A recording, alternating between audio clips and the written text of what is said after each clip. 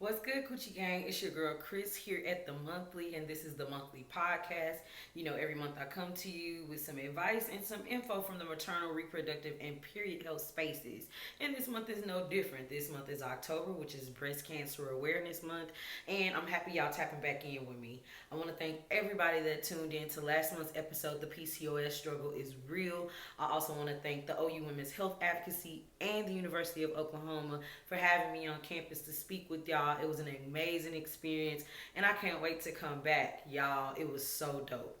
Also, I want to be able to thank everybody who donated to my organization, the Ink Advocates of Oklahoma City. You know, we are an organization that collects menstrual products for kids in schools, the homeless, and the incarcerated. And we just had a period product drive probably a couple of weeks ago, and we were able to collect over 900 menstrual products for people in our city. So I want to appreciate and thank everybody that was able to donate to the organization.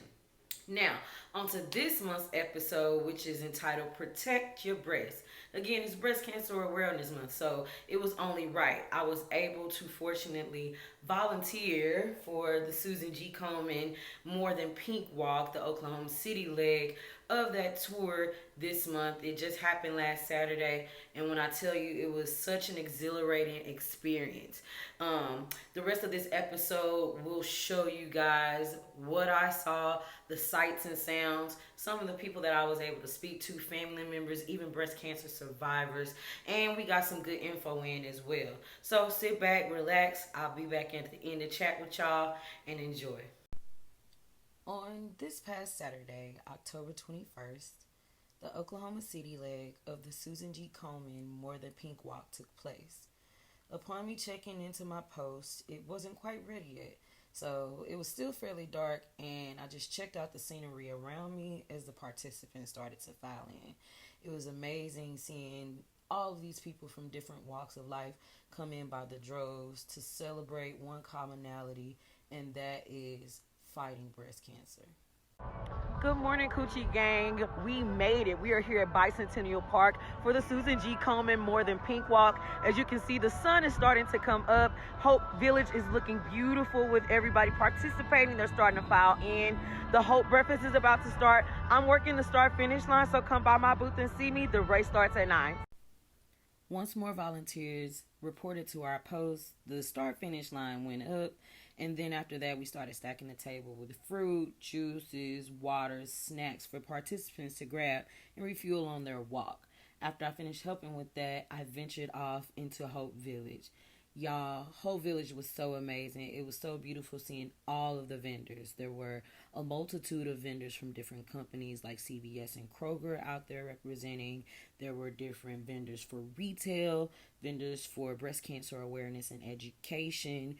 There was different food vendors as well. There were booths where you can play games and win prizes and things of that nature. It was so amazing seeing all of those people.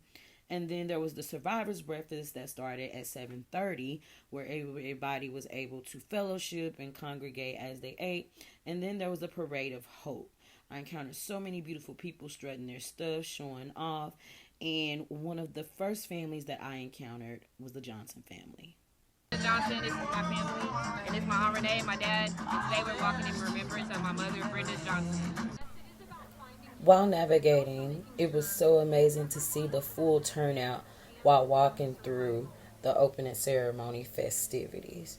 I met so many more amazing people, including Miss Pat, who was once a participant and now a research volunteer. Hi, I used to be a runner for Race for the Cure for several years, for my mother, for my sister, and other family members.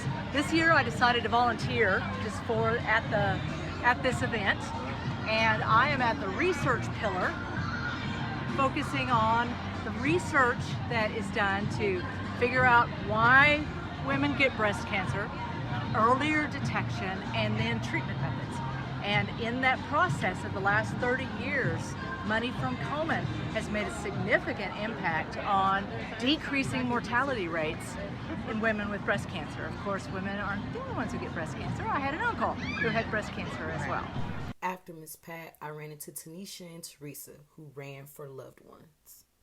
Tanisha. I'm Teresa, and we are walking for women in our family who have had breast cancer, my mom, grandmother, aunts, and friends. And this very vibrant woman who walked on behalf of her grandmother. I am Quincolin Jamerson. I'm originally from Louisiana. I walked because of my grandmother, Margaret Anita Rose, who lost her battle in 1995. Moving here, I'm a part of the Ash Hole Cigar Club. Yeah, it's us. And in the group, one of our captains lost her mother to breast cancer, and one of our members is a survivor of breast cancer. So Amazing. we walk for them. Amazing. And everyone else, because this can't win. We got it. After handing out provisions to the participants that gathered at the starting line, I caught one more group of friends before the race started. My name's Tanya Gottschalk, and the reason I walk is I have, my great-grandmother was a breast cancer survivor. I'm Sam, and I walk because I lost both my mom and my grandma to breast cancer. My name's Kendra, and I am walking for my Aunt Donna. Go Team Donna! Go Team She Donna. is a survivor of breast cancer. And with that, the race started promptly at 9 a.m. Seeing the sea of pink and all of the moral support with all of those people truly spoke volumes. I then ran into Miss Vicky, my first breast cancer survivor. My name is Vicky Baker, and I'm 13 years survivor. Yay! Yes. Not even 30 seconds after Miss Vicky left me, Brandon, the first participant to cross the finish line, came through and spoke with me. Yeah! Love it. So what is your name? Why do you run? My name is Brandon Foster, and I came down here for my girlfriend, her mama walking for her mama. So I just wanted to run with her. Yeah. Well, congratulations. You was the first. I appreciate you, man. Yes, ma'am. Per the CDC, breast cancer is the second most common cancer among women in the U.S., with lung cancer being the first.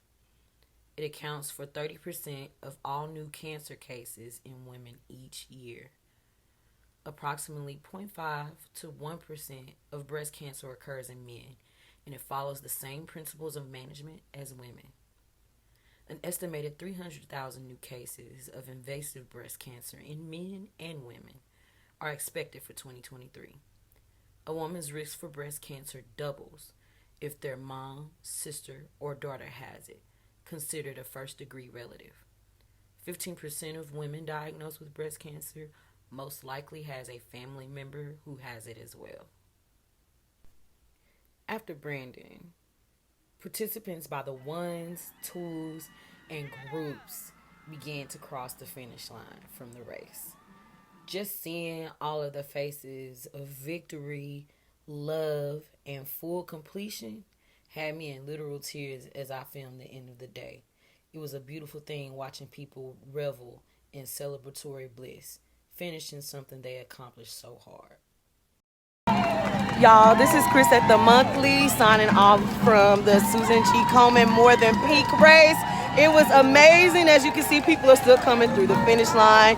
Get on in it, baby. Yes, we've been doing this for 30 years That's now. right. 30 years. Yes, that is a blessing. 30 years. Blessing. Okay, so after the race was over with, that is when the real party began. The camaraderie was in raw form as everybody danced and sang and showed off their pink and celebrated the day. I ran into more amazing souls, including this woman, Sharon, who is a pioneer for the city's breast cancer initiative and also a 29-year survivor. My name is Sharon Andrews, and we're at the Pink Walk, used to be Race for the Cure. I am a 29-year breast cancer survivor. 30 years ago, this year this walk is 30 years old. 30 years ago, I brought the first African-American team to this walk. When we got to the survivor circle, there were 2 African-American survivors in the circle. We are 30 years later and you cannot count us. The difference is now we live. Now we live. And it's because of advocacy. It's because of research. It's because of people like me that'll tell everybody. My name is Sharon Andrews, the founder of Sisters Who Care, who provided Over 5,000 free mammograms in this community, funded by the Susan G. Komen Foundation. Lastly was my partner volunteering with me during the event, Jennifer, who valiantly shared her survival story. Hi, my name is Jennifer Dunn. I've been a survivor since 2019, August of 2019. I think that the most important thing that women can do is just be aware of their bodies, and so that you are familiar with yourself and notice that things change. I caught my cancer very, very early. I was fortunate that I was able to have surgery and not have to go through chemo or radiation because of early detection. So I really promote that. While leaving, I randomly encountered the executive director of the Oklahoma-Arkansas region of Susan G. Komen. She left me with some valuable info for patients and family members. Hi, thank you. My name is Sherry Holdman. I'm the Executive Director for the state of Oklahoma and the state of Arkansas. And I want to make sure that everyone knows that there's resources that they need from a breast cancer perspective, whether you're one that has been diagnosed or you're a caregiver of an individual.